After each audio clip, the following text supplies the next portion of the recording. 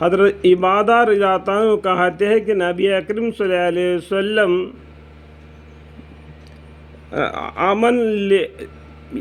یمن یا باہا تشریف لائے صلی اللہ علیہ وسلم، اس لیے باہا تشریف لائے تاکہ ہمیں شب قدر کی اطلاع فرماوے، مگر دو مسلمان میں جھگڑا ہو رہا تھا۔ حضرت نے فرمایا کہ میں اس لیے آیا تھا کہ تمہیں شب قدر کی خبر دوں، مگر فلانا شخص میں جھگڑا ہو رہا تھا کہ اس کی وجہ سے اس کی تعین اٹھائی گئی، کیا بعید ہے کہ اٹھا لینا اللہ کے علم میں بہتر ہو، لہٰذا اب اس رات کو 9ویں اور 7ویں اور 50ویں رات میں تلاش کرو۔ اس حدیث میں 3 مضمون قابل غور ہے۔ امر اول جو سب سے اہم ہے وہ جھگڑا ہے۔ سب سے کیا ہے؟ جھگڑا ہی بڑا مین چیز ہے۔ اس کے وجہ سے شب قدر جیسا برکت والی رات ہی ہم سے نہیں معلوم ہو گئی، ٹھیک ہے۔ جو اس قدر سخت بری چیز ہے کہ اس کی وجہ سے ہمیشہ کے لیے شب قدر کی تعین اٹھا لی گئی، اور صرف یہی نہیں بلکہ جھگڑا ہمیشہ برکت سے محروم کا سبب ہوا کرتا ہے۔ نبی اکرم صلی اللہ علیہ وسلم ارشاد ہے کہ تمہیں نماز، روزہ، صدقہ وغیرہ سب سے افضل چیز بتلاؤں؟ صحابہ اکرام رضی اللہ عنہ نے عرض کیا، ضرور۔ حضور اکرم صلی اللہ علیہ وسلم نے فرمایا کہ آپس کا سلوک سب سے افضل ہے، اور آپس کی لڑائی دین کو موڑنے والی ہے۔ یعنی جیسے اس طرح سے سر کے بال ایک دم صاف ہوتے جاتے ہیں، وہ اس طرح کی وجہ سے سر کے بال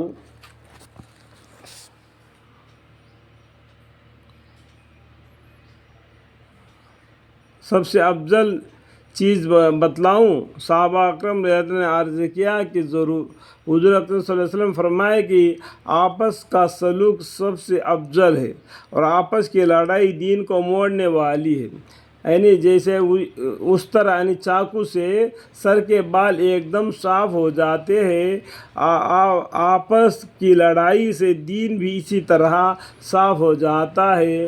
دنیا دار دین سے بے خبر لوگوں کا خیال ذکر، جبکہ بہت سی لمبی تسبیحاں پڑھنے والے دین کے دعوے دار بھی ہر وقت آپس کی لڑائی میں مبتلا رہتے ہیں۔ اول حضور اکرم صلی اللہ علیہ وسلم کے ارشاد کو غور سے دیکھے اور پھر اپنے اس دین کی فکر کرے جس کے گھمنڈ میں صلاح کے لیے جھکنے کی توفیق نہیں ہوتی۔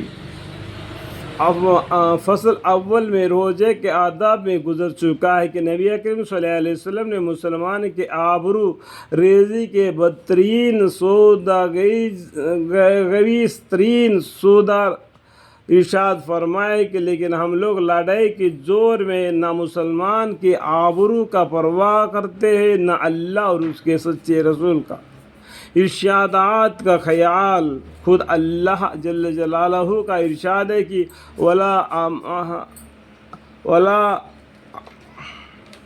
اور نزدیک مت کرو ورنہ کم ہمت ہو جاؤ گے، اور نزوہ مت کرو، ایک دوسرے کے چگلیاں جھگڑا اس طریقے سے مت کرو ورنہ تم کم ہمت ہو جاؤ گے تو اکیلا پڑ جاؤ گے اور تمہاری ہوا اکھاڑ جاوے گی۔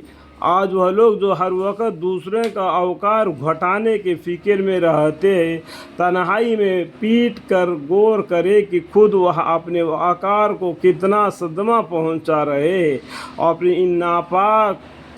ان ناپاک اور کمینہ حرکتوں سے اللہ تعالیٰ کی نگاہ میں کتنے ذلیل ہو رہے ہیں۔ اور پھر دنیا کی لذت بدہینی۔ نبی اکرم صلی اللہ علیہ وسلم کا ارشاد ہے کہ جو شخص اپنے مسلمان بھائی سے 3 دن سے زیادہ جھوٹار رکھے، اگر اس حالت میں مر گیا تو سیدھا جہنم میں جاوے گا۔ ایک حدیث میں ارشاد ہے کہ ہر پیر اور جمعرات کے دن اللہ کے حضور میں بندوں کے اعمال پیش ہوتے ہیں۔ اللہ جل جلالہ کی رحمت سے نیک اعمال کے بدولت مشرکوں کے علاوہ اوروں کی مغفرت ہوتی رہتی ہے، مگر جن دو میں جھگڑا ہوتا ہے ان کی مغفرت کے متعلق ارشاد ہوا ہے کہ ان کو جوڑے رکھو جب تک صلح نہ ہو۔ ایک حدیث پاک میں ارشاد ہے کہ ہر پیر جمعرات کو اعمال کا پیش ہوتے ہیں، اس میں توبہ کرنے والوں کی توبہ قبول ہوتی ہے اور استغفار کرنے والوں کی استغفار قبول ہوتی ہے، یعنی جمعرات اور ارشاد کی ہر پیر اور جمعرات کو اللہ سے معافی مانگنا، اللہ سے دعائیں مانگنا، دشمنی سے دور رہنا، استغفار قبول کی جاتی ہے پیر اور جمعرات کو، مگر آپس میں لڑنے والوں کو ان کے حال پر چھوڑ دیا جاتا ہے۔ ایک جگہ ارشاد ہے کہ شب برات میں اللہ کی رحمت عام خلقت کی طرف متوجہ ہوتی ہے اور ذرا سی بہانہ سے مخلوق کی مغفرت فرمائی جاتی ہے، مگر دو شخصوں کی مغفرت نہیں ہوتی، ایک کافر، دوسرا وہ جو کسی سے کین رکھے۔ ایک جگہ ارشاد ہے کہ 3 شخصوں میں جن کے نماز قبولیت کے لیے ان کے سر سے ایک بھاشت بھی اوپر نہیں جاتی، جن میں آپس کے لڑنے والے بھی فرمائے ہیں۔ یہ جگہ ان روایت کے احاد کی نہیں، مگر چند روایت اس لیے لکھ دی ہے کہ ہم لوگوں میں اوم کا ذکر نہیں، خاص میں اور ان لوگوں میں جو شرفا کہلاتے ہیں، دیندار سمجھے جاتے ہیں، ان کے مجالس، ان کے مجامع، ان کے تقریبات اس کمینہ حرکت سے بریز ہے۔ فَإِنَّ اللَّهَ مُتَقَاسَى وَاللَّهُ مُسْتَعَانٌ۔ لیکن ان سب کے بعد یہ بھی معلوم ہونا ضروری ہے کہ سب دنیا دشمنی اور عداوت پر ہے۔ اگر کسی شخص کے فسق کی وجہ سے یا کسی دینی امر کے حمایت کی وجہ سے طلق کرے تو جائز ہے۔ حضرت ابن عمر رضی اللہ عنہ ایک مرتبہ حضور اقدس صلی اللہ علیہ وسلم کا ارشاد نقل فرمایا تو ان کے بیٹے نے اس پر ایسا لفظ کہہ دیا جو صورتاً حدیث پر اعتراض تھا۔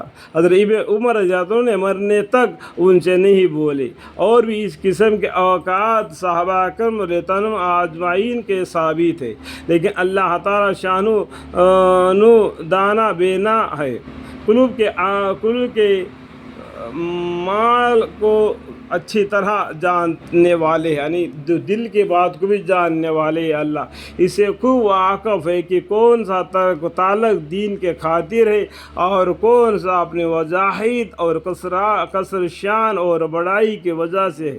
ایسی تو ہر شخص اپنے کین اور بغض کو دین کی طرف منسوب کر سکتا ہے۔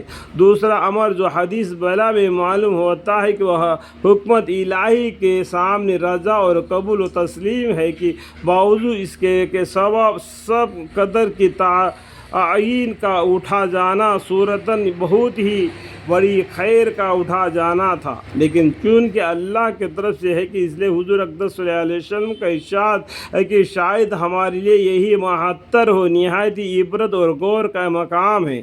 اللہ جل شانہ کی رحیم و کریم ذات بندہ پرہیز اور وقت مہربان ہے۔ اگر بندہ اپنے بداعمال سے کسی مصیبت میں مبتلا ہو جاتا ہے تب بھی اللہ جل جلالہ کی طرف سے تھوڑی سی توجہ اور اقرار عجز کی بعد اللہ کا کرم و شامل حال ہوا جاتا ہے، اور وہ مصیبت بھی کسی بڑی خیر کا سبب بنا دے جاتی ہے، اور اللہ کے لیے کوئی چیز مشکل نہیں۔